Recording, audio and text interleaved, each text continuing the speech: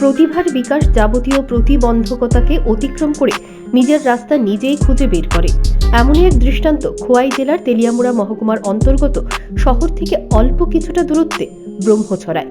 এই এলাকার রাজদীপ চৌধুরী বর্তমানে তেলিয়ামুড়া ইংরেজি মাধ্যম দ্বাদশ শ্রেণী বিদ্যালয়ের সপ্তম শ্রেণীর ছাত্র। ছোটবেলা থেকেই রাজদীপ কিবোর্ড বাদক, পেশায় বাইক মেকানিক্স। রাজদীপের বাবা আর্থিক প্রতিবন্ধকতার জন্য ছেলেকে কিবোর্ডের তালিম ততটা করে দিতে ব্যবস্থা করতে পারেননি, কিন্তু রাজদীপ নিজে থেকেই কিবোর্ড বাজাতে বাজাতে ইতিমধ্যে তেলিয়ামুড়া সহ গোটা রাজ্যে নিজের একটা আলাদা পরিচিতি করে নিয়েছে। ইতিমধ্যে রাজদীপ সপ্তম শ্রেণীর ছাত্র হলেও গোটা তেলিয়ামুড়া সহ রাজ্য জুড়ে একজন কিবোর্ড বাদক হিসেবে প্রতিষ্ঠিত হয়েছে বলা যায়। তবে রয়েছে বেশ কিছু প্রতিবন্ধকতা।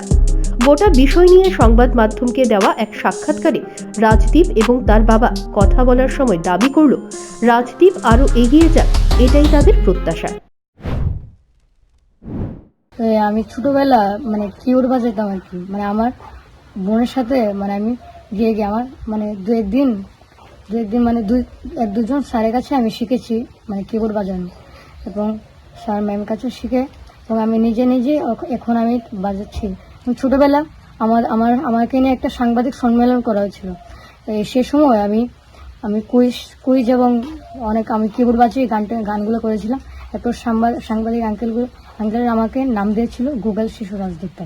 ওই ছোটবেলায় তাকে ম্যাপ সম্বন্ধে একটু দেখতো, ভালোবাসতো।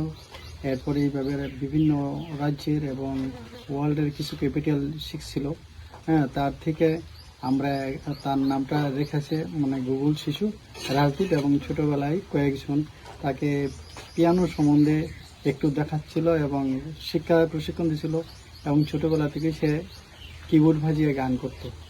সেই জন্যই আমরা গুগল শিশু হিসেবে নাম দিয়েছি। সে যাতে গড ট্যালেন্টে এবং ত্রিপুরার একটা উজ্জ্বল করতে পারে, তেলেমুড়ার নাম যাতে উজ্জ্বল করতে পারে, হ্যাঁ, সেটাই আশা করছি আমাদের সে বর্তমান মুখ্যমন্ত্রী মহাশয়ের কাছে।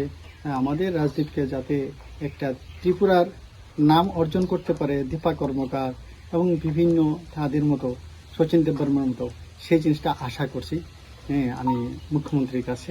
তবে আগামী দিনে যাতে করে রাজ্য সরকার তথা রাজ্যের মুখ্যমন্ত্রী রাজদীপের বিকাশে এগিয়ে আসে, সেই আহ্বান বারবার করলেন তারা। Bureau report, news prime Tripura.